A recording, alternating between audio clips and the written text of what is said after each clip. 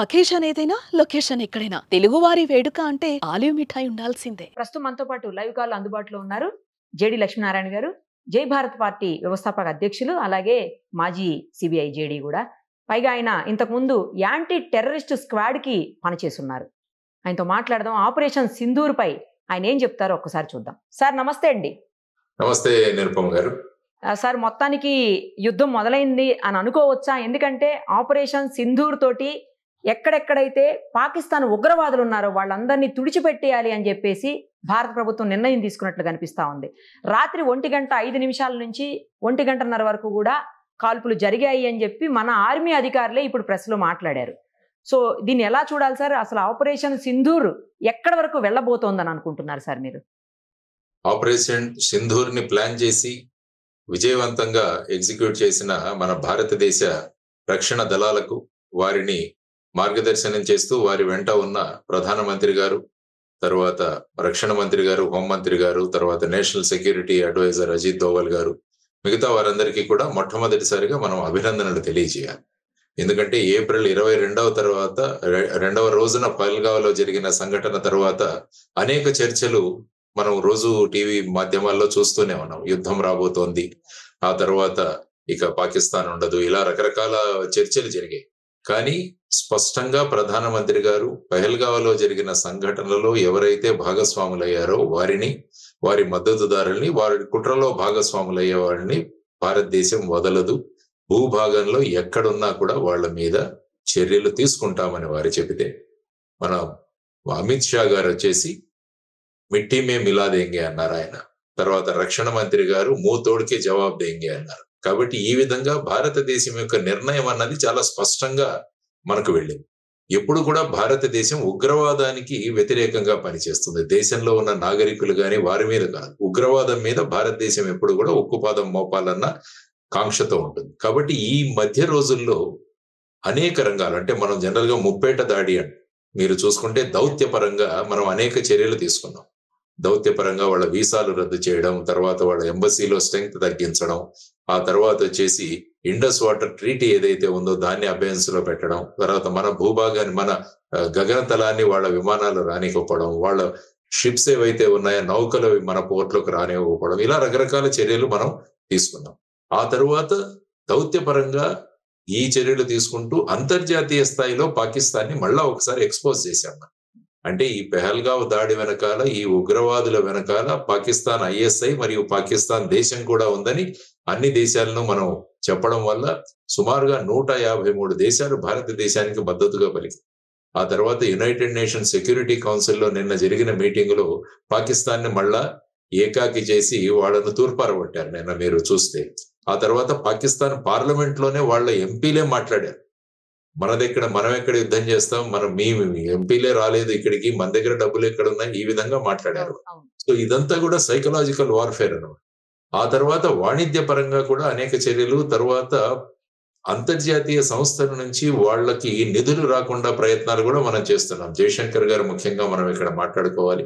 తర్వాత నిర్మలా సీతారామన్ గారు కూడా ఏషియన్ డెవలప్మెంట్ బ్యాంకుతో వాళ్ళతో మాట్లాడడం, తర్వాత FATF అనే సంఘటన ఏదైతే ఉంటుందో ఫైనాన్షియల్ టాస్క్ ఫోర్స్ అన్నది, వాటిని కూడా ఫైనాన్షియల్ యాక్షన్ టాస్క్ ఫోర్స్, అంటే ఏ దేశం అయితే ఉగ్రవాదాన్ని ప్రోత్సహిస్తుందో, మనీ లాండరింగ్ ను ప్రోత్సహిస్తుందో అటువంటి దేశాలకు బయటి దేశాల నుంచి, బయటి సంస్థల నుంచి నిధులు రాకుండా వీరు చేస్తుంటారు. దాన్ని గ్రే లిస్ట్ అంటాము, తర్వాత వచ్చేసి రెడ్ లిస్ట్ అంటాం. కాబట్టి పాకిస్తాన్ ఇప్పుడు గ్రే లిస్ట్ లో తీసుకురావాలన్న ప్రతిపాదన జరుగుతుంది. కాబట్టి ఈ విధంగా వాళ్ళని ఆర్థికంగా, ఆ తర్వాత మనం అందరం మిలిటరీ ఏం చేస్తుందంటే, ఈ రోజు ఉదయం మీరు అన్నట్టు ఉదయం 1:05 వారు వెళ్లి ఈ విధంగా 9 స్థావరాలు, ఇంతకు ముందు బాలాకోట్ అన్న ప్రాంతానికి మాత్రమే పరిమితమై ఉన్నాం. కాబట్టి ఈసారి పాక్ ఆక్యుపైడ్ కాశ్మీరు, దాంతో పాటు పాకిస్తాన్ భూభాగంలో కూడా ఈసారి వెళ్ళాం. సుమారుగా 5 పాక్ ఆక్యుపైడ్ జమ్మూ అండ్ కాశ్మీర్ లో, తర్వాత 4 అంతర్జాతీయ బార్డర్ దాటుకొని కూడా మనం వెళ్ళాం. సుమారుగా 100 కిలోమీటర్లు కూడా లోపలికి వెళ్లి ఈసారి యాక్షన్ తీసుకోవడం జరిగింది. అందులో అనేక మంది ఉగ్రవాదులు ప్రాణాలు కోల్పోయారని, తర్వాత ఇప్పుడు జరిగిన బ్రీఫింగ్ లో ఆ విజువల్స్ కూడా ఇచ్చారు. ఎందుకంటే పాకిస్తాన్ ప్రతిసారి అంటుంది మాకేం జరగలేదు, ఊరికే భారతదేశం కల్లబుల్లి కబుర్లు చెప్తుంది. దానికోసం విజువల్ ఎవిడెన్స్ కూడా ఈరోజు అక్కడ ఇవ్వడం జరిగింది. వీటిని కరెక్ట్ గా ఐడెంటిఫై చేయడం, తర్వాత ఇవి ఉగ్రవాద సంస్థలు అన్నవి గుర్తించి వాళ్ళ ఇన్ఫ్రాస్ట్రక్చర్, వాళ్ళ బిల్డింగ్స్ అని తెలుసుకొని స్పష్టంగా చెప్పారు. మన దాంట్లో మేము ఎక్కడా కూడా మిలిటరీ ఇన్స్టలేషన్స్ గాని, ప్రజలకు సంబంధించినవి గాని వాటి మీద మేము దాడులు జరపలేదు. కాబట్టి ఇదంతా మనం చూసుకుంటుంటే ఏం తెలుస్తుందంటే భారతదేశం ఈ 22వ తారీఖు నుంచి ఈ విధంగా క్యాలిక్యులేషన్స్ చేసి అజిత్ డోవల్ గారి నేతృత్వంలో, సిడిఎస్ గారి నేతృత్వంలో ఇవన్నీ కూడా ప్లాన్ చేసి ప్రధానమంత్రి గారి ఆమోదంతో ఈ చర్యలు తీసుకోవడం అన్నది భారతదేశం ఎప్పుడు కూడా ఉగ్రవాదానికి వ్యతిరేకిస్తుంది అన్నది సుస్పష్టమైన మెసేజ్ చెప్పాం. ఇది ఫేజ్ 1 మాత్రమే అన్నది కూడా చెప్పాం. అంటే చాలా మంది అనుకోవచ్చు ఇది అయిపోయింది ఇంకేం ఉండదు. కాబట్టి ఇది ఫేజ్ 1 మాత్రమే. ఆ తరువాత ఇది కొనసాగాలి యాక్చువల్ గా. అంటే కేవలం మిలిటరీ దాడులు మాత్రమే కాదు, మనం ఏ విధంగా అంతర్జాతీయంగా దీని మీద ప్రెషర్ సృష్టించాలో అది మరిచిపోకుండా దీన్ని ముందుకు తీసుకువెళ్ళగలిగితే ఏంటంటే పాకిస్తాన్ లోని ఉగ్రవాదాన్ని మనం బయటికి తీయొచ్చు అన్నది ప్రధానంగా భారతదేశం ముందుకు తీసుకువెళ్లాలన్నది మనం కోరుకోవాలి. సార్ యాక్చువల్లీ ఈ రోజు మాక్ డ్రిల్ పెట్టున్నారు మొత్తం దేశవ్యాప్తంగా పలు ప్రాంతాల్లో, మనకు కూడా హైదరాబాద్ లో ఒక 4 ప్లేసెస్ లో పెట్టున్నారు. దాన్ని కూడా ఆపేసినటువంటి పరిస్థితి. అంటే ఆపరేషన్ సింధూర్ ని కంటిన్యూ చేస్తారు అనే ఒక మెసేజ్ ని ఇస్తున్నట్ట సార్, లేకపోతే దీన్ని ఇంకా తీవ్రతరం చేయబోతున్నారనా? అసలు ఏ రకమైన మెసేజ్ ఇచ్చారు సార్? పెట్టినటువంటి మాక్ డ్రిల్ ఎందుకు ఆపాల్సిన పరిస్థితి వచ్చింది? ముఖ్యంగా ఏంటంటే మాక్ డ్రిల్ అన్నది 1971వ సంవత్సరం నుంచి తర్వాత మళ్ళా మొదటిసారిగా మనం అమలు చేస్తాం. అందువల్ల ఏంటంటే చాలా ప్రిపరేషన్స్ అవ్వాలి. యాక్చువల్ గా మనకు ఏంటంటే ఆల్రెడీ ఒక యాక్షన్ తీసుకున్నాం, ఆపరేషన్ సింధూర్. కాబట్టి పాకిస్తాన్ ఏ విధంగా ప్రతిస్పందిస్తుంది అన్నది కూడా మనం చూడాల్సిన అంశం. కాబట్టి ఇటువంటి సమయంలో మాక్ డ్రిల్స్ అన్న వాటిని పెట్టి మళ్ళా పబ్లిక్ ని పెద్ద ఎత్తున రోడ్ల మీదకి తీసుకురావడం ఇవన్నీ కూడా కాకుండా సోషల్ మీడియా ద్వారా అనేక మెసేజ్లు చేస్తున్నాయి. మనకి ఏవైనా బాంబు దాడులు కానీ ఏమైనా జరిగితే ఏ విధంగా ప్రికాషన్స్ తీసుకోవాలని అక్కడ మన ఢిల్లీ నుంచే కూడా కొన్ని వీడియోస్ కూడా రిలీజ్ చేయడం జరిగింది. అక్కడ ఉన్న వివేక్ శ్రీవాత్సవ్ గారని director general of civil defence, ఆయన మా బ్యాచ్మెంటే. సో తను వీడియోస్ కూడా పెట్టడం జరిగింది ఏ విధంగా చర్యలు తీసుకోవాలి. కాబట్టి ఇప్పుడు ఆల్రెడీ మనం యాక్షన్ లో దిగాం కాబట్టి ప్రతి చర్యలు ఏ విధంగా ఉంటాయన్న దాన్ని పబ్లిక్ ను రోడ్డు మీద తెచ్చి మళ్ళా కాలేజెస్ లో, స్కూల్స్ లో తీసుకొచ్చి చేయడం కన్నా కొద్దిగా ఇది చూద్దాం అన్న దాని విధంగా వాటిని తాత్కాలికంగా పోస్ట్పోన్ చేయడం జరిగింది. ఆ తర్వాత ముఖ్యంగా ఇప్పుడు పాకిస్తాన్ ఆపరేషన్ సింధూర్ కి వాళ్ళు ఎల్ఓసిలో, లైన్ ఆఫ్ కంట్రోల్ లో వాళ్ళు ఆర్టిలరీ ఫైరింగ్స్ చేస్తున్నారని మనం వింటున్నాం. కొంతమంది మన పౌరులు మరణించడము, తర్వాత వచ్చేసి గాయపడడం కూడా జరిగిందని చూస్తున్నారు. ఆ తర్వాత ఇప్పుడే జరిగిన బ్రీఫింగ్ లో కూడా వారు ఏం చెప్పారంటే మేము మళ్ళా కూడా బ్రీఫింగ్స్ చేస్తాము అని అన్నారు. అంటే దీంట్లో కూడా మనం ఆంతర్యం గమనిస్తే అందులో అక్కడ నుంచి వచ్చే రిపోర్ట్స్ ఏవైతే ఉంటాయో, అంటే ఎంత డ్యామేజ్ మనం చేశాం, ఎంతమందిని అక్కడ మట్టుబెట్టాం, ఆ తర్వాత పాకిస్తాన్ ఏం చర్యలు ఆలోచిస్తుంది, ఇవన్నీ కూడా చెప్పి భారతదేశ పౌరులు ఏ విధంగా సతర్కంగా ఉండాలని చెప్పి కూడా చెప్పే అవకాశం. కాబట్టి పాకిస్తాన్ ఈ చర్యలతో ఆల్మోస్ట్ డిమోరలైజ్ అయిపోయింది. వాళ్ళేదో మాట్లాడుతున్నారు, ఎందుకంటే మాట్లాడాలి, మేకపోతే గాంభీర్యాన్ని ప్రదర్శించాల్సిన అవసరం ఉంది వాళ్ళ మీద. కాబట్టి మేము కూడా సరి అయిన టైంలో, కరెక్ట్ టైంలో మేము కూడా చర్యలు తీసుకుంటామని వాళ్ళు చెబుతున్నారు. కానీ ఇప్పుడు మొత్తం అంతర్జాతీయంగా ఈ రోజు చూస్తే యునైటెడ్ స్టేట్స్ భారతదేశాన్ని సమర్థించింది, ఇజ్రాయెల్ భారతదేశాన్ని సమర్థించింది, మిగతా అన్ని దేశాలు కూడా భారతదేశానికి సెల్ఫ్ డిఫెన్స్ ఉంది, కానీ దీన్ని ఇంకా ఎస్కలేట్ చేయనివ్వకండి అని ఒక రిక్వెస్ట్ కూడా ప్రపంచ దేశాలు మనల్ని చేస్తుంది. సో ఈ విధమైన పరిస్థితులలో ఇప్పుడంతా కూడా పాకిస్తాన్ ఏ విధంగా రిప్లై ఇస్తుందన్న దాని మీద భారతదేశం యొక్క చర్యలు ఉండబోతున్నాయి. తర్వాత ఇంకా స్పెసిఫిక్ ఇన్ఫర్మేషన్లు ఏవైనా చేయాల్సిన ఉంటే వాటి మీద కూడా ఈ ఆపరేషన్ సింధూర్ అన్నది ఫేజ్ 2 కూడా అవ్వచ్చు. ఇది వెంటనే ప్రొలాంగ్డ్ గా జరగాలి. అంటే ముఖ్యంగా మిలిటరీ పరంగా కాకపోవచ్చు కానీ దౌత్య పరంగాను, వాణిజ్య పరంగాను ఆ ప్రెషర్ అన్నది మనం కొనసాగిస్తూ పాకిస్తాన్ వాళ్లే స్వయంగా వాళ్ళ దగ్గర ఉన్న టెర్రరిస్ట్ బేసుల్ని వాళ్లే కూలగొట్టే విధంగా మనం భారతదేశాన్ని వాళ్ళ కాళ్ళ దగ్గరికి తీసుకురావాలి అన్నది భారతదేశం ఆలోచించే విధానం అని నేను అనుకుంటాను. ఆ విధమైన పరిస్థితి కూడా వస్తుంది త్వరలో అన్నది మన అంచనా. సార్ కొంతమంది అనవసరంగా భయపెట్టిస్తున్నారో లేకపోతే మరి ఏం చెప్పదలుచుకున్నారో తెలియదు కానీ ఒక 2-3 వారాల పాటు చాలా ప్రాబ్లం అయిపోతుంది, ప్రత్యక్ష యుద్ధం వచ్చేస్తుంది, మిలిటరీ మొత్తం దిగిపోయి ఏదేదో జరిగిపోతుంది, ఇక్కడ బాంబులు పడిపోతాయి, హైదరాబాద్ లో కూడా బాంబులు పడిపోతాయి, ఏకంగా హుస్సేన్ సాగర్ లో కూడా బాంబులు పడిపోతాయి అని రకరకాలైనటువంటి కామెంట్లు చేస్తూ 2-3 వారాలకు సరిపడా నిత్యావసరాలన్నీ దగ్గర పెట్టుకోండి, ప్రజలు బయటికి రావడానికి కూడా ఇబ్బంది పడతారు, ఇట్లాంటి కామెంట్స్ చేస్తా ఉన్నారు. అది ఎంతవరకు నిజం సార్? ఎప్పుడు కూడా ప్రభుత్వం నుంచి వచ్చే సూచనలు ఏవైతే ఉంటాయో వాటిని మనం ఫాలో అవ్వాలి. ఎందుకంటే ఈ సోషల్ మీడియాలో ప్రతి ఒక్కరు వాళ్ళు విపరీతమైన జ్ఞానంతో చెప్తుంటారు. ఈవెన్ కోవిడ్ కాలంలో కూడా ఇలాగే ఉండేది. కోవిడ్ సమయంలో నా వాయిస్ పెట్టి కూడా ఒక ఆడియో చేశారు. అవును.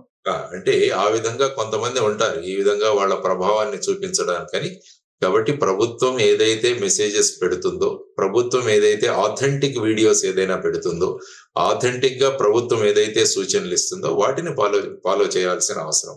కాబట్టి వీరందరూ కూడా భయాందోళనలు సృష్టించి ప్రజలందరూ మార్కెట్లకు వెళ్ళిపోయి అక్కడి నుంచి కూరగాయలన్నీ కొనుక్కొనేసి నిత్యావసర వస్తువులు కొనేసుకొని బ్యాంకులో ఉన్న డబ్బులు విత్డ్రా చేసుకుని ఇవన్నీ కూడా ఒక రకమైన ఆనందాన్ని కొంతమంది పొందుతుంటారు. ఆ విధంగా చేసే చర్యలు ఇవి. కాబట్టి వీటి మీద ప్రజలు నమ్మకం పెట్టుకుంటే ప్రభుత్వం ఎప్పుడైనా సూచనలు ఇవ్వాలంటే అది స్పష్టంగా ఈరోజు ఎలాగైతే ఇప్పుడు ప్రెస్ బ్రీఫింగ్ మనం చూసాము, లేకుంటే ప్రెస్ ఇన్ఫర్మేషన్ బ్యూరో ద్వారాను, లేకుంటే ఐఎండ్బి మినిస్ట్రీ నుంచి కానీ స్పష్ట సూచనలు ఇస్తుంది. వాటిని ఫాలో అవ్వాల్సిన అవసరం ఉందన్నది ప్రజలకు మనం సూచన తెలియజేయడం అవసరం. మిసైల్స్ నంబర్స్ తో సహా చెప్పేస్తున్నారు సార్. ఈ మిసైల్ పడిపోతుంది, ఆ మిసైల్ పడిపోతుంది, ఈ నెంబర్ తో మిసైల్, ఆ నెంబర్ తో మిసైల్ అని. అది వింటుంటే అసలు ఏ నాలెడ్జ్ తో చెప్తున్నారో కూడా అర్థం కావట్లేదు వాళ్ళు. బట్ అది ప్రజల్లో ఒక రకమైన భయాందోళనలు రేకెత్తిస్తుంది. మీరు అన్నట్లు రకరకాలైనటువంటి నిత్యావసరాల మీద, మిగతా వస్తువుల మీద కూడా స్కేర్సిటీ పడి అవి రేట్లు పెరిగిపోయే అవకాశం కూడా ఉంటుంది కదా సార్ అనవసరంగా. సో ఈ విధంగా ఏంటంటే మార్కెట్ లో ఆర్టిఫిషియల్ ఇది తయారు చేసి ఆ విధంగా బూస్టప్ చేసే ప్రయత్నాలు కూడా చేస్తుంటారు చాలా మంది. సో ఏంటంటే ఆర్థికంగా ఇంకా షాపుల్లో అమ్మకానికి పోని వస్తువులన్నింటి కూడా ఈ సందర్భాన్ని వినియోగించుకొని మనం అమ్మేద్దాం అన్న ప్రయత్నాలు కూడా జరుగుతుంటాయి. సో కాబట్టి ప్రజలందరికీ మీ ద్వారా సూచన ఏంటంటే ప్రభుత్వం యొక్క సూచనల కోసం మనం వెయిట్ చేద్దాం అన్నది మనం ఆలోచించుకోవాలి. పాకిస్తాన్ ఎప్పుడు కూడా భారతదేశం మీద అటాక్ చేసే ధైర్యం లేదు. వాళ్ళు ఎప్పుడు కూడా అప్రత్యక్ష యుద్ధమే చేస్తారు. ప్రత్యక్ష యుద్ధం చేసే ధైర్యం లేదు వాళ్ళకు. అందుకనే వాళ్ళు ఇంతకు ముందు కూడా చూస్తే ఉగ్రవాద దాడులు కానీ, లేకుంటే ఈ నార్కోటిక్స్, ఈ మాదక ద్రవ్యాలు మన దేశానికి పంపించడం కానీ, లేకుంటే ఫేక్ కరెన్సీని భారతదేశంలో పుష్ చేయడం కానీ ఇలాంటివి చేస్తుంటారు వాళ్ళు. సో ఆ విధంగా ఫుల్ ఫ్లెడ్జ్డ్ యుద్ధం అన్నది నేను మొదటి నుంచే చెబుతున్నాను, అది రాదు. దానికి ఈ రోజు భారతదేశం స్పందించిన విధానం కూడా స్పష్టంగా ఉంది. మనకి టెర్రరిస్టులు టార్గెట్ గా, టెర్రర్ క్యాంప్స్ టార్గెట్ గా, టెర్రరిస్ట్ ఇన్ఫ్రాస్ట్రక్చర్ టార్గెట్ గా భారతదేశం లిమిటెడ్ యాక్షన్ తీసుకుంది. ఎక్కడ మిలిటరీ స్ట్రక్చర్స్ కానీ, పబ్లిక్ చెందిన బిల్డింగ్స్ కానీ మేము టార్గెట్ చేయలేదు. ఎందుకంటే మళ్ళా పాకిస్తాన్ విక్టిమ్ కార్డు తీస్తుంది. ఏ విధంగా నష్టపోయాము, ఈ విధంగా మేము విక్టిమ్స్ గా ఉండిపోయాము అని కార్డు తీయకుండా భారతదేశం సుస్పష్టంగా చెప్పింది, our fight is against terrorism, our fight is against terrorist infrastructure, our fight is against indoctrination, our fight is against terror base camps, our fight is against terror launch pads అన్నది సుస్పష్టంగా operation Sindoor phase 1 లో తెలియజేశారు. ఇప్పుడు వాళ్ళ reaction బట్టి next phases ఉంటాయన్నది మనం ఆలోచించుకోవాలి. సార్ ఒకవేళ నిజంగానే ప్రత్యక్ష యుద్ధం వచ్చింది అనుకున్నా కూడా అది ప్రతి స్టేట్ ని, లేకపోతే ప్రతి సెంటర్ ని, అంటే లైక్ హైదరాబాద్, వైజాగ్ ఇలా, లేకపోతే బెంగళూరు, లేకపోతే చెన్నై, ఇలా అన్ని సెంటర్స్ ని కూడా ఇబ్బంది పెట్టేటువంటి పరిస్థితి, లేదంటే అన్ని సెంటర్స్ ని కూడా నాశనం చేసేటువంటి పరిస్థితులు ఉంటాయా సార్? అసలు ముందు వాళ్ళ విమానం మన భూతలం, మన గగనతలంలోకి రావాలి కదా. వాళ్ళు ఏదైనా చేయాలంటే వాళ్ళు ముఖ్యంగా చేసేది ఏంటంటే వైమానిక దాడులు చేస్తారు. వాళ్ళు వాళ్ళ భూభాగం వదిలి భారతదేశంలోకి రాగానే వాళ్ళకు విమానాలు కూలిపోతాయి. There is no doubt. ఆ విధమైన రాడార్ సిస్టమ్ ఉంది మన దగ్గర, ఆ విధమైన మిసైల్ సిస్టమ్ ఉంది, ఆ విధంగా ఎయిర్ క్రాఫ్ట్ లను ఐడెంటిఫై చేసే సిస్టమ్స్ ఉన్నాయి, మనం సర్ఫేస్ టు ఎయిర్ మిసైల్స్ ఉన్నాయి మన దగ్గర. కాబట్టి ఆ విధమైన పరిస్థితులు అన్నవి రావు. ఇది కేవలం ఒక ముందు చర్య, ప్రజలు కూడా అప్రమత్తంగా ఉండాలన్నది. యాక్చువల్ గా నేను ఏమంటానంటే ఈ సివిల్ డిఫెన్స్ అన్నది మన పాఠ్యాంశంలో కూడా ఒక భాగం అవ్వాలి. ప్రతి సంవత్సరం కూడా వీటిని ప్రాక్టీస్ చేయాలి. కాబట్టి ఏంటంటే నాగరికులు అప్రమత్తం అవుతారు. మనం ఎటువంటి జాగ్రత్తలు తీసుకోవాలన్నది, ఇటువంటి డిసిప్లిన్ వస్తే పబ్లిక్ లో రేపు ఏదైనా సూచన ఇచ్చినా కూడా అందరూ ఫాలో అవుతారు. అంటే ఒక రకమైన సూచనను పాటించే ఒక తత్వాన్ని ప్రజల్లోకి తీసుకురావడం చాలా ముఖ్యం. అటువంటివి ఈ సివిల్ డిఫెన్స్ డ్రిల్స్ అన్నమాట. సో ఆ విధంగా ఇప్పుడు ప్రభుత్వాలు కూడా ఆలోచించాలి, పాఠ్యాంశంలో ఒక భాగం చేయాలి వీటిని. తర్వాత వీలైనన్ని కాలేజెస్ లో మళ్ళా ఎన్సిసి అన్నది తీసుకురావాలి. చాలా చోట్ల ఎన్సిసి ఇంతకుముందు ఉండేది సార్. అవును. ఇప్పుడు క్రమక్రమంగా తగ్గుతుంది. కాబట్టి ఏ విధంగా అయితే ఇజ్రాయెల్ గాని, మలేషియా గాని, సింగపూర్ గాని అందులో విద్యార్థులకు 2 సంవత్సరాల మిలిటరీ ట్రైనింగ్ కంపల్సరీ. సో దీన్ని పెట్టుకొని మనం అటువంటి వాటిలలో మనం పాఠ్యాంశాల్లో మార్పు రావాలి. తరువాత ప్రజలలో జాతీయ భావన అన్నది ఒకటి పెంపొందించాలి. కాబట్టి ఇప్పుడు ఈ ఇన్సిడెంట్ వల్ల ప్రజలందరూ కూడా దగ్గరికి వచ్చారు.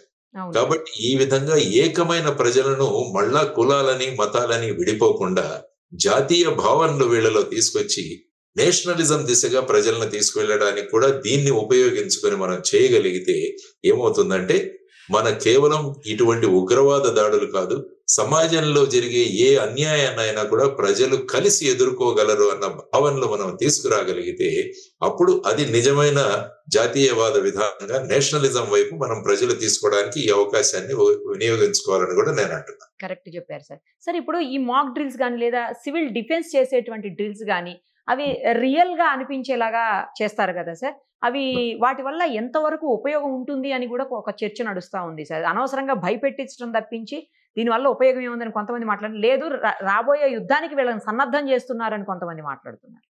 అంటే ఏంటంటే ఇందులో ప్రజలను ఇన్వాల్వ్ చేయడం చాలా అవసరం. అంటే ఏమంటుందంటే ఇది కేవలం ఆర్మీ వాళ్ళ విషయం, మాకు సంబంధం లేదు ఇలా. అలా కాకుండా ఒక దేశంలో ఉన్న పౌరులుగా మనం అందరం కూడా రెస్పాండ్ అవ్వాలి అన్న ఒక బాధ్యతాయుతమైన ప్రవర్తన. అది ఒక ప్రవర్తనను తీసుకొచ్చే ఒక మార్గం ఈ సివిల్ డిఫెన్స్. అది ఎలాగా తెలుసు, మనకు యుద్ధం రాదు, అందులో ఏమీ జరగదని. అయినా కూడా సందర్భం వచ్చింది కాబట్టి దాన్ని ఉపయోగించుకొని ప్రజల యొక్క ఆలోచన విధానం, వాళ్ళ ప్రవర్తనలో ఒక సుసూత్రీకరణ తీసుకురావడం, ఒక క్రమశిక్షణ తీసుకురావడం అన్నది ముఖ్యంగా దీనిలో ఉన్న ప్రధానమైన ఉద్దేశం. కాబట్టి చెప్పేవాళ్ళు చెబుతూనే ఉంటారు రకరకాల వాళ్ళు. ఎందుకంటే మన దాంట్లో దేశం గురించి ఆలోచించే తత్వం తగ్గిపోతుంది. మనం ఎప్పుడు కూడా మన ఇల్లు మనది ఆలోచిస్తున్నాం. కాబట్టి ఇప్పుడు దేశం గురించి ఆలోచించాల్సిన పరిస్థితి వచ్చింది. కాబట్టి కనీసం ఎప్పుడైనా కూడా మన గోడలను బద్దలు కొట్టుకొని మనం దేశం యొక్క అభివృద్ధి, దేశం పట్ల మన అభిమానము, వీటి దిశగా మనం అందరం కూడా ముందుకు వెళదామన్నది అందరూ ఆలోచించాల్సిన అంశం. కాబట్టి ఈ అతి తెలివితేటలు ఉన్న కొంతమంది ఈ విధంగా ప్రతిదాన్ని విమర్శించే వాళ్ళు ఉంటారు. సో వాళ్ళు వాళ్ళ ప్రవర్తనను తగ్గించుకొని, ప్రభుత్వం కూడా స్పష్టంగా చెప్పింది ఇటువంటి వీడియోలు, ఇటువంటి వాట్సాప్లు, ఇటువంటి సోషల్ మీడియాలో పెట్టే వాళ్ళ మీద చర్యలు తీసుకుంటామని కూడా స్పష్టంగా చేశారు. కాబట్టి అటువంటి అతి ఉత్సాహపరులను కూడా మనం నియంత్రించాలి అన్నది మనం ఆలోచించాలి. సార్ ఇప్పుడు ఈ ఆపరేషన్ సింధూర్ తోటి పిఓకే ఏదైతే ఉందో పాక్ ఆక్యుపైడ్ కాశ్మీర్ ని మనం ఇంకా కంప్లీట్ గా మన అధీనంలోకి తెచ్చుకునే, అంటే ఇది కంటిన్యూ చేస్తే మన అధీనంలోకి తెచ్చుకునే అవకాశం అనుకోవచ్చా సార్? అంటే ఏంటంటే అది తెచ్చుకోవచ్చు, కానీ మళ్ళా ఏంటంటే పాకిస్తాన్ ఒక విక్టిమ్ కార్డు ప్రయోగిస్తుంది. ఓకే. మనం యాక్చువల్ గా 1947-48లో జరిగిన ఆ యుద్ధం అప్పుడు మనమే ఈ విషయాన్ని యునైటెడ్ నేషన్స్ దగ్గరికి తీసుకెళ్ళాం. ఓకే. మనమే ఈ భూభాగాన్ని మన ఆర్మీ వాళ్ళు ఇప్పుడు ప్రస్తుతం ఉన్న పాక్ ఆక్యుపైడ్ కాశ్మీర్ వరకు ఈవెన్ శ్రీనగర్ నుంచి వెనక్కి తోశారు వాళ్ళందరూ. తర్వాత ఈ పిఓకే ప్రస్తుతం ఉన్న పరిస్థితులు ఏమైందో అప్పుడు యుఎన్ కి తీసుకెళ్లడం జరిగింది మనం ఈ విషయాన్ని. కాబట్టి యుఎన్ అన్నది అప్పుడు మధ్యవర్తి చేసుకుంటూ ఇప్పుడు ఏ భాగం అయితే పాకిస్తాన్ లో ఉందో అక్కడ ఎల్ఓసి చేశారు. లేకుంటే మనకి ఇంటర్నేషనల్ బార్డర్ ఉండేది. రాడ్క్లిఫ్ లైన్ అని పార్టీషన్ కు ముందు ఒక ఇంజనీరు భారత పాకిస్తాన్ మధ్య ఆ బార్డర్ ని గీశాడు. దాన్ని రాడ్క్లిఫ్ లైన్ అంటాం. ఎలాగైతే భారతదేశం చైనా మధ్య ఉన్న లైన్ మెక్మోహన్ లైన్ అంటాము, అదే విధంగా దీన్ని రాడ్క్లిఫ్ లైన్ అంటే ఇక్కడ తర్వాత ఈస్ట్ పాకిస్తాన్, ఈ రెండింటికి కూడా గీతలు గీయడం జరిగింది. ఇప్పుడు ఏమైందంటే ఆ 1947-48లో పాకిస్తాన్ వాళ్ళు ఇటు రావడం వల్ల ఆ ఇంటర్నేషనల్ బార్డర్ తర్వాత పాకిస్తాన్ కొంత భూభాగంలో ఎల్ఓసి అంటున్నాం దాన్ని, లైన్ ఆఫ్ కంట్రోల్. సో ఇప్పుడు ఆ విధమైన పరిస్థితిలో ఉంది. కాబట్టి ఇప్పుడు భారతదేశం పాకిస్తాన్ పిఓకేని మళ్ళా తీసుకురావాలి ఖచ్చితంగా. ఆ తర్వాత మీరు చూసుకుంటే జమ్మూ అండ్ కాశ్మీర్ అసెంబ్లీలో కూడా ఒక 10 సీట్లు పిఓకే వాళ్ళ కోసం పెట్టడం జరిగింది. అవును సార్, కరెక్ట్. అంటే దాని ద్వారా భారతదేశం యొక్క ఉద్దేశం ఏంటంటే ఇది మా భూభాగం. ఎందుకంటే మనం భారతదేశం పటం వేసినా కూడా ఫుల్ జమ్మూ కాశ్మీర్ ఉంటుంది మన దగ్గర, ఎందుకంటే ఆల్రెడీ మనది అది. సో దాన్ని ఆ విధంగా భావిస్తున్న సందర్భంలో ఇప్పుడు ఆ యునైటెడ్ నేషన్స్ యొక్క మధ్యస్థిత్వంలో ఈ విధమైన పరిస్థితులలో తర్వాత ఏంటంటే ఆ ప్రాంతంలో ఉన్న ప్రజలు కూడా మనతో ఉండాలి అన్న భావనలు వాళ్ళలో తీసుకురావాలి. లేకుంటే ఏమవుతుందంటే వాళ్ళు భారతదేశం విరోధంగా ఉంటే వాళ్ళతోనే మన వనరులన్నీ కూడా అక్కడ డైవర్ట్ చేయాల్సి వస్తుంది. వాళ్ళను బుజ్జగించాల్సింది. ఈ పరిస్థితులు రాకుండా మేమే భారతదేశంలో కలిసిపోతామన్న విధానం వాళ్ళలో గనక రాగలిగితే ఏమవుతుందంటే వాళ్ళు భారత పౌరులుగా మన దాంట్లో మిక్స్ అవుతారు వాళ్ళు. లేకుంటే ప్రతిసారి వాళ్ళు వేరు విధంగా ఆలోచించడము, అక్కడ మళ్ళా ఉగ్రవాద చర్యలు ఏర్పడడం, మన ఆర్మీ అంతా కూడా అక్కడ డిప్లాయ్ చేయడం, ఇవన్నీ కూడా మనకు అడిషనల్. సుమారుగా 53 లక్షల మంది ఉన్నారు వాళ్ళకి. మనకున్న జనాభాకు మళ్ళా ఒక 53 లక్షలు. అక్కడ ఏంటంటే పరిస్థితులు చాలా అధ్వానంగా ఉన్నాయి. వాళ్లకు మళ్ళా ఉద్యోగాలు, వాళ్లకు మళ్ళా ఈ మన పథకాలు ఇవన్నీ అమలు చేసే కన్నా అక్కడి ప్రజల సంసిద్ధత, మేము ఇంకా భారతదేశంతోనే ఉంటామని వాళ్లలో మార్పు తీసుకొచ్చి అప్పుడు యునైటెడ్ నేషన్స్ వాళ్ళ మధ్యస్థంతో మనం కలుపుకోగలిగితే ఏమవుతుందంటే ఆ కలయిక అన్నది సినర్జీతో కలుస్తుంది. లేకుంటే వ్యతిరేకంగా కలుపుకుంటూ ఉంటే ప్రతిసారి మనకు సమస్యలే ఉంటాయి. కాబట్టి ఆ విధంగా ప్రస్తుతం ఉన్న దాంట్లో ఆ విధమైన చర్యలు తీసుకుంటూ ముందుకు వెళతారన్నది నేను అనుకుంటాను. అప్పుడు ఆ విధంగా ఉండబోవచ్చు అని నేను అంటాను. సార్, ఈ రాబోయే సమీప దూరంలో ఎలాంటి సిచ్యుయేషన్స్ మన ఇద్దరి మధ్యన, అంటే పాక్కి మన ఇండియా మధ్యన నెలకొనబోతున్నాయని మీరు అనుకుంటున్నారు సార్? పాకిస్తాన్ భారతదేశం మధ్య ఇక పాకిస్తాన్ సరెండర్ అయిపోవాలి. పాకిస్తాన్ సరెండర్ అయిపోయి మా భూభాగంలో ఉన్న టెర్రరిజాన్ని మేము మట్టు పెడతామన్న దీనికి ప్రపంచ దేశాలన్నీ కలిసి పాకిస్తాన్ ని తీసుకురావాలి. ఆ విధంగా తర్వాత ఒక ఇంటర్నేషనల్ మానిటర్డ్ ఒక గ్రూప్ అన్నది ఏర్పడి వాళ్ళు నిజంగా చర్యలు తీసుకుంటున్నారా లేదా అన్నది కూడా మానిటర్ చేయాలి. లేకుంటే వాళ్ళు ఏం చెప్తారు, మేము అందరినీ మట్టు పెట్టామంటారు. కుదరదు. ఎలాగైతే మనం ప్రపంచ దేశాల్లో ఉన్న ఒక ఫోర్స్ ని గనక మనం అక్కడికి తీసుకురాగలిగితే వాళ్ళ సూపర్విజన్ లో ఈ టెర్రర్ క్యాంపులు కానీ వీటన్నిటి మీద చర్యలు జరిగి ఎప్పుడైతే ఆ ఇంటర్నేషనల్ బాడీ సర్టిఫికేట్ ఇస్తుందో ఇక పాకిస్తాన్ లో ఈ విధమైన టెర్రరిజం లేదు, క్యాంప్స్ లేవని, అప్పుడు అది మనం నమ్మాలి. లేకంటే ఏంటంటే అక్కడ రక్త బీజుడు లాగా దాని నుంచి పుడుతూనే ఉంటారు. ఎన్నిసార్లు చేసినా కూడా వాళ్ళు పుడుతూనే ఉంటారు. కాబట్టి ఈ టెర్రరిస్టుల పుట్టుక అన్నది మనం టోటల్ గా ఎలిమినేట్ చేయగలిగితే, అది అందరి యొక్క కోఆపరేషన్ తో గనక చేయగలిగితే అప్పుడు ఏమవుతుందంటే పాకిస్తాన్ మీద ప్రెషర్ ఉంటుంది. ఆ దిశగా భారతదేశం దీన్ని ముందుకు కొనసాగించాలి అన్నది మనం అంతా కూడా కోరుకుంటాం. సార్, లేటెస్ట్ గా అమెరికా అధ్యక్షుడు ట్రంప్ చేసినటువంటి కొన్ని వ్యాఖ్యలు కూడా దుమారం లేపుతున్నాయి సార్. 2 దేశాలు సంయమనం పాటించాలి, యుద్ధానికి పోవద్దు అని చెబుతూ 2 స్ట్రాంగ్ కంట్రీస్ రోడ్డు మీదకి వచ్చి కొట్టుకోవటం కరెక్ట్ కాదు అనమాట. ఎవరు స్ట్రాంగ్ కంట్రీ ఇక్కడ, ఎందుకు పాకిస్తాన్ స్ట్రాంగ్ కంట్రీ ఏ రకంగా అయింది అని చెప్పేసి చాలా మంది దానికి నిరసన వ్యక్తం చేస్తున్నటువంటి పరిస్థితి. సార్, ఆయన ఎందుకు అలా మాట్లాడారంటే ఆయన ఉద్దేశం ఏం చెప్పదలుచుకున్నాడు ఆయన అందులో? ఎందుకంటే పాకిస్తాన్ అన్నది అమెరికాతో చాలా రోజులు దగ్గరగా ఉండేది. ముఖ్యంగా ఆఫ్ఘనిస్తాన్ లో వాళ్ళు అక్కడ ప్రభుత్వాన్ని కూలదోయడానికి కమ్యూనిస్టు ప్రభుత్వాన్ని, అప్పుడు తాలిబాన్ అనే ఒక సంస్థను స్థాపించి పాకిస్తాన్ మద్దతుతో వాళ్ళందరినీ తయారు చేసి అక్కడ పంపించారు. తర్వాత ఈ తాలిబానే ఏకుకు మేకై కూర్చో, ఈ తాలిబాన్ వాళ్లే వెళ్లి మళ్ళా 2001 లో వాళ్ళ ట్విన్ టవర్స్ ని వాటిని అటాక్ చేయడంలో వీళ్ళందరూ ఉన్నారు. సో వాళ్లను మళ్ళా మట్టు పెట్టడానికి మళ్ళా పాకిస్తాన్ నే ఉపయోగించుకుంది అమెరికా. సో వాళ్లను ఆ విధంగా తయారు చేసిన వాళ్ళు మళ్ళా, ఎందుకంటే ఆ సమయంలో పాకిస్తాన్ యుఎస్ ఫోర్సెస్ వచ్చి ఆఫ్ఘనిస్తాన్ లో ఉన్నాయి తాలిబాన్ కు వ్యతిరేకంగా. సో అప్పుడు మళ్ళా ఏమైంది, ఫైనల్ గా ఇక వీళ్లతో వద్దని చెప్పేసి విత్డ్రా చేసుకున్నారు. కాబట్టి అమెరికన్ ఫోర్సెస్ ఆఫ్ఘనిస్తాన్ లో ఉన్న సమయంలో పాకిస్తాన్ వాళ్ళ మద్దతు ఉండింది వాళ్ళకి. కానీ క్రమక్రమంగా 2021 తర్వాత అది దూరం అయిపోయింది. జో బైడెన్ వచ్చిన తర్వాత వాళ్ళని విత్డ్రా చేసేసారు.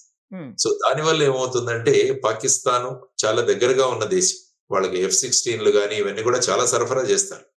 F-16 విమానాలు ఏవైతే యుద్ధ విమానాలు ఉన్నాయో లేటెస్ట్, వాటన్నింటి కూడా పాకిస్తాన్ కి ఇచ్చి ఉన్నారు. సో అటువంటి పరిస్థితుల్లో పాకిస్తాన్ యొక్క అనుబంధాన్ని, వారితో ఉన్న అనుబంధాన్ని వాళ్ళంత త్వరగా తీసేది. అందుకనే 2 దేశాల గురించి, ఇరు దేశాలు మాకు మిత్రులే అని కూడా ట్రంప్ గారు మాట్లాడారు. ఇప్పుడు 2 దేశాల దగ్గర అణ్వస్త్రాలు ఉన్నాయి కాబట్టి మీరు సంయమనం పాటించండి అని కూడా వారు చెబుతున్నారు. జనరల్ గా ఈ 2 దేశాలు అణ్వస్త్రాలు ఉన్న దేశాలు ఈ విధంగా. తర్వాత ఏంటంటే ముఖ్యంగా భారతదేశం ఒక పెద్ద మార్కెట్ అమెరికా. సో ఆ విధంగా భారతదేశం కూడా ఈ మధ్య కాలంలో అమెరికాకు దగ్గర అవుతుంది. భారతదేశం యొక్క ప్రాముఖ్యతను కూడా అమెరికా తెలిసింది. ఎందుకంటే భారతదేశంలో ఉన్నవారే వాళ్ళ ఎంఎన్సీస్ అందరికి కూడా సిఇఓలుగా ఉంటున్నారు. భారతదేశం మీద చాలా ఆధారపడి ఉంటుంది. తర్వాత అక్కడి ప్రోడక్ట్స్ కూడా ఇక్కడ మార్కెట్ ఎక్కువగా ఉంటుంది. కాబట్టి భారతదేశాన్ని దూరం చేసుకోగలదు. కానీ ప్రపంచ దౌత్యం ఎలా ఉంటుందంటే అటు అమెరికా కావచ్చు, ఇటు చైనా కావచ్చు, ఇటు రష్యా కావచ్చు, వారి వారి ప్రాబల్యం పెంచుకోవడానికి వాళ్ళు ప్రయత్నం చేస్తుంటారు. అందుకనే వాళ్ళు పాకిస్తాన్ కూడా ఒక కార్డుగా పెట్టుకుంటారు. సో డైరెక్ట్ గా మేము వాళ్ళని రిజెక్ట్ చేయం. ఇవంతా కూడా వాళ్ళ ఇంటర్నేషనల్ లెవెల్లో జియో పాలిటిక్స్ లో ఇవన్నీ కూడా ఉపయోగిస్తారు. అందుకనే ఈ విధంగా చెబుతున్నారు వారు. కాబట్టి ఇరు దేశాలు కూడా ఈ ఎస్కలేట్ చేయొద్దు, దీన్ని పరిష్కరించుకోండి అని వారు అంటున్నారు. యునైటెడ్ అరబ్ ఎమిరేట్స్ కూడా అన్నారు, మిగతా దేశాలు కూడా కోరుతున్నాయి. కాబట్టి భారతదేశం ఈ రోజు మిలిటరీ చర్యలు చేసింది. కాబట్టి నెక్స్ట్ మిలిటరీ చర్య ఏదైతే ఉంటుందో అది పాకిస్తాన్ యొక్క రెస్పాన్స్ మీద ఆధారపడి ఉంటుందని మనం చూడాలి. Let us see sir. Thank you sir. Thank you so much. Suman టీవీలో మీ పర్సనల్ అండ్ బిజినెస్ ప్రమోషన్స్ కోసం కింది నెంబర్కి కాంటాక్ట్ చేయండి.